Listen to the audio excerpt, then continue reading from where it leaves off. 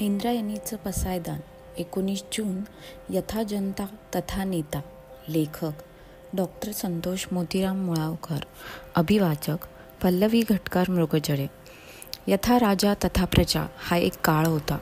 ह्या काळात राजा प्रजेचा सर्वेसर्वा होता, स्वामी होता. राजा हा प्रजेसाठी चालता बोलता ईश्वर होता. राजाचं सिंहासन हे ईश्वराचं सिंहासन होतं. राजाचा आलिशान शयनमहाल हा ईश्वराचा स्वर्ग होता.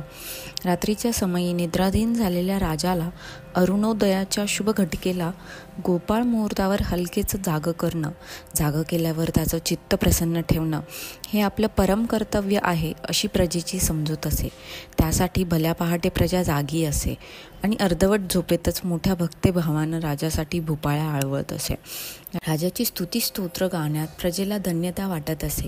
राजाला प्रार्थना केल्या जात, राजासाठी प्रार्थना केल्या जात. त्याच्या दीर्घायुरोग्यासाठी अनुष्ठानं मांडली जात.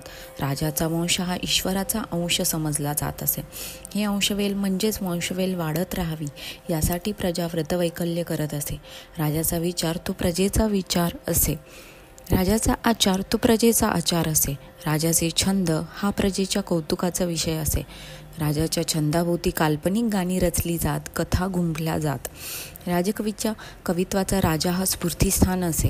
राजा हाच राजकवीच्या कवितेचा विषय असे.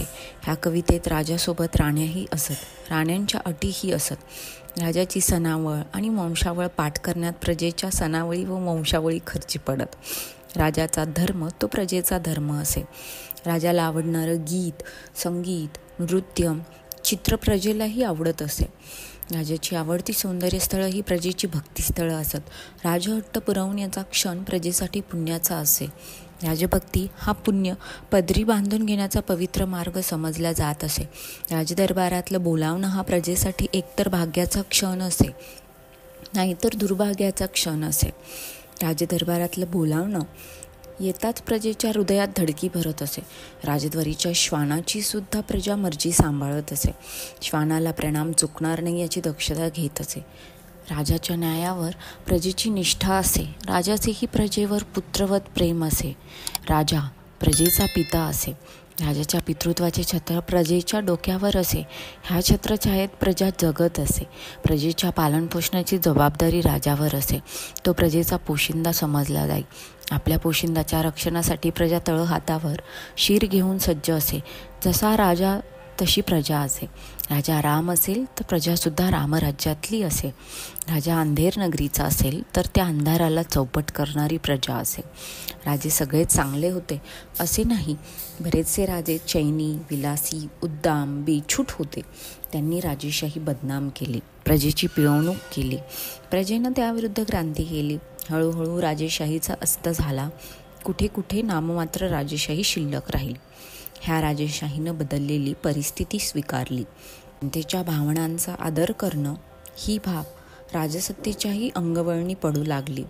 ह्या भूमिकेतून दिनांक 19 जून 1917 पहिल्या महायुद्धाच्या काळात जनतेच्या भावनांचा आदर करण्यासाठी ब्रिटिश राजघराण्यानं जर्मन नावं व किताबांची त्याग केला होता. हा देशाचा आणि जनतेचाही आदर होता. आज राजेशाहीची जागा लोकशाहीनं घेतली आहे. यथा जनता तथा नेता अशी परिस्थिती निर्माण झाली आहे. नेतृत्व जनताभिमुख, जनता नेतृत्वाभिमुख होऊन, दोघंही देशाभिमुख होऊन देशाच्या विकासाला नीतीची आणि प्रगतीची रीती देणं हे अपेक्षित आहे. पण घडतंय मात्र वेगळंच. घोटाळ्यात गुंतलेल्या नेत्यांभोवती जनता घुटमळते आहे.